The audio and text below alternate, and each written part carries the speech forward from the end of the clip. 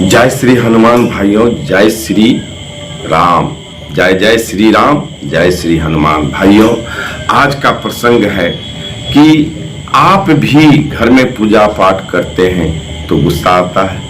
क्या आपके घर में भी कलह मचती है? क्या आपके घर में भी पूजा पाठ करने से माने एक तरह से कहिए तो अशांति बढ़ती है? ऐसा हुआ है? यदि आप शुरुआती पूजा पाठ कर रहे हैं और शुरुआत में पूजा पाठ शुरू किए हैं तो ऐसा होता है। आज इसी पर चर्चा करेंगे। ध्यान से इस प्रसंग को अंत तक सुनिएगा, क्योंकि ये जो पूजा पाठ करने वाले व्यक्ति हैं, इनके यहाँ खास करके पर्व त्योहार में कुछ न कुछ अनबन होती है, क्योंकि आपके घर में भी कोई न कोई नकारात्मक शक्ति जो है वह वास कर रहा है। और हर प्राणी का, हर नकारात्मक शक्ति भी अपना शुभ खोजता है।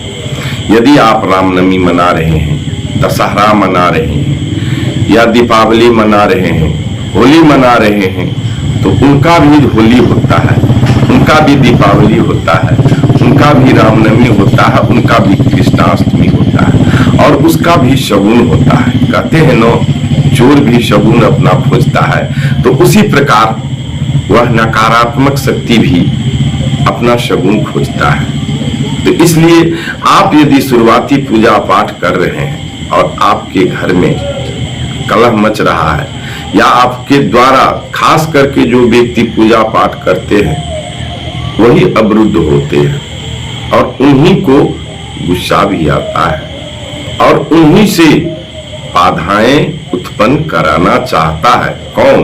तो वह नकारात्मक शक्ति। क्योंकि वह नकारात्मक शक्ति ये चाहता है, ये व्यक्ति यदि पूजा पाठ छोड़ दे तो हमें क्या है, हमें फ्री मिल जाएगा, हम आराम से रहेंगे, हम आराम से जो करवाना चाहेंगे इन लोगों से करवा लेंगे। लेकिन वहां पे जो सकारात्मक व्यक्ति है, जो पूजा पाठ करता है, अनुष्ठान करता है, उससे उसको बड़ी तकलीफ होती है। चलिए विस्तार से इस पर चर्चा करते हैं। चर्चा करने से पहले मैं ब्रजेश पाठक आप सभी लोगों का अपने YouTube चैनल पर हार्दिक स्वागत करता हूं और एक निवेदन करता हूं कि पहली बार यदि चैनल पर विजिट किए हैं तो कृपया करके चैनल को सब्सक्राइब कर लें और बेल आइकन को प्रेस करके ऑल पर सेट कर लें और कमेंट में प्रभु श्री राम का नाम, जय श्री राम अवश्य लिखें, जिससे आपका मंगल होगा और कल्याण होगा। क्योंकि प्रभु श्री राम के नाम लिखने से ही कितने पाप ऐसे हैं जो कट जाते हैं। तो भाइयों चलते हैं आज उसी प्रसंग पर। जो व्यक्ति पूजा पाठ, हवन, अनुष्ठान या भगवान में विश्वास करता है और लगन से पूजा पाठ करता है और उसकी पूजा यदि आगे बढ़ने लगती है तो नकारात्मक शक्ति उसको रोकने लगती है। रोकने का तरीका उसका गलत है। यदि रोकना चाहे तो और तरीके से, यदि अच्छे तरीके से रोकना चाहे तो रुक सकते हैं आप। सात्विकता विचार से रोकना चाहे तो कोई भी व्यक्ति रुक सकता है, लेकिन वह माने उनका जो ये रहता है, रोकने का जो प्रक्रिया रहता है वो गलत तरीके से रोकता है। क्या रोकता है? जो ताकि आपके घर में कलह हो, आपके घर में अशांति हो, आपको गुस्सा बार बार दिलाएगा। क्योंकि हर हमेशा आपके अंदर में उतनी बड़ी भक्त हुए नहीं है। सकारात्मक शक्ति जो है हर हमेशा आपके अंदर में वास कर नहीं पाता है और आप उसको बसा नहीं पाते हैं, जिस वजह से नकारात्मक शक्ति की भी परछाइयां जो है वो आप पर छाये के रूप में आता है और आपके मन को, दिमाग को, बुद्धि को बदल देता है और बदल देने के बाद आपको गुस्सा आता है। गुस्सा आने के बाद अनबन होती है। अनबन होने के बाद घर में लोग कहने लगते हैं जो जितना पूजा पाठ करता है उतने इसका गुस्सा आता है, उतना ही इसका ये है, उतना ही इसका पूजा पाठ जब से करने लगा तब से ऐसे होने लगा, जब से घर में अनुष्ठान करने लगे तब से ऐसे होने लगा। लेकिन उस व्यक्ति का दोष नहीं रहता है, दोष कोई और एक शक्ति है जो छुपा रुस्तम में है, वह आपके घर में है, जो उन उनसे करवा रहा है। क्यों करवा रहा है उनसे? ताकि उस व्यक्ति को बदनाम करके उनको ये सब क्रियाओं से रोका जाए। पूजा पाठ, हवन, जप, तप, भजन, कीर्तन, इन मार्गों पर से इनको रोका जाए। क्योंकि यदि उनको रोक देते हैं तो वो शांति से और सुकून से आपके घर में रहेंगे, और जब उसको भूख लगेंगे तो जागेंगे, भोजन मिल जाएगा। और जब वो सकारात्मक विचार के आदमी हैं, जो पूजा पाठ, हवन, कीर्तन, भजन करते हैं, तो वो क्या करते हैं, वो तो अच्छा मार्ग पर चलने लगे। भगवान का वास वहां होने नहीं देगा नकारात्मक शक्ति।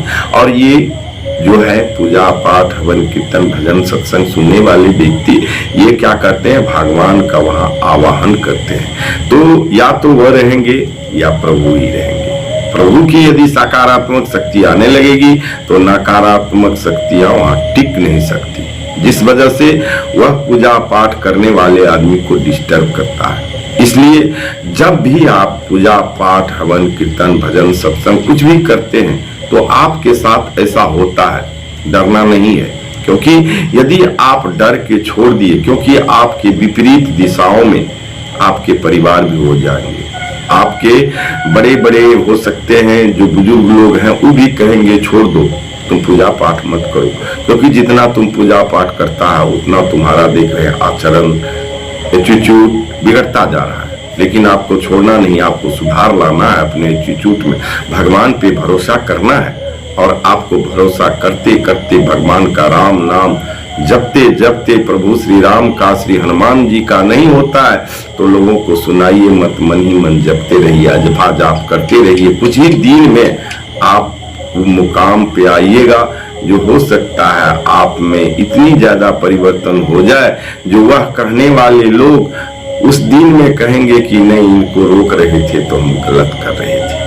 उनको ये अर्थ लगने लगेगा जो इनको रोक रहे थे पूजा पाठ, हवन, कीर्तन, भजन में जाने के लिए, तो हम गलत कर रहे थे। क्योंकि आप ही हैं जो उस घर में शांति लाएंगे, नकारात्मक शक्ति को भगाएंगे। वो जो करना चाह रहा है भविष्य में, उसे आप पहले ही भगा देंगे। तो इसलिए आप पूजा पाठ, भजन, कीर्तन, हवन, अनुष्ठान जो भी करते हैं करते रहिए, लेकिन थोड़ी बहुत दिक्कत होगी, आपको दिक्कत का सामना करना पड़ेगा। इसके लिए आपको थोड़ी सी धैर्य, पैसेंस और सहन शक्ति रखनी पड़ेगी, क्योंकि ये सब चीजें उन्हीं के साथ होता है जो प्रभु के मार्ग पर चल पड़ते हैं। और जब वहां सकारात्मक शक्ति आने वाली होती है तो उससे पहले नकारात्मक शक्ति उथल पुथल करती है। डरना नहीं है भाइयों, ये डर, जब जो डरा वो मरा, इसलिए डरना नहीं है और करते रहना है। धीरे धीरे धीरे देखिएगा, वहां से जब नकारात्मक शक्ति की पलायन हो जाएगी, तब आपके घर में सुकून, शांति, वैभव, बुद्धि, धन, विद्या जो भी है सब धीरे धीरे आपके यहाँ आने लगेगा। और वह कैसे आएगा यह आपको पता नहीं चलेगा, क्योंकि देने वाले जो हैं वह किस रूप से देते हैं इसको कोई नहीं जानते हैं। तो भाइयों चलिए अगले वीडियो में फिर इसी पे चर्चा करेंगे। तब तक यदि अभी तक चैनल को सब्सक्राइब नहीं किए हैं तो सब्सक्राइब कर लीजिए, और कमेंट में प्रभु श्री राम का नाम अवश्य लिखिए और बेल आइकन को प्रेस करके ऑल पर जरूर सेट कर लीजिएगा। जय जय श्री राम। प्रभु करे सभी सुनने वाले का कल्याण।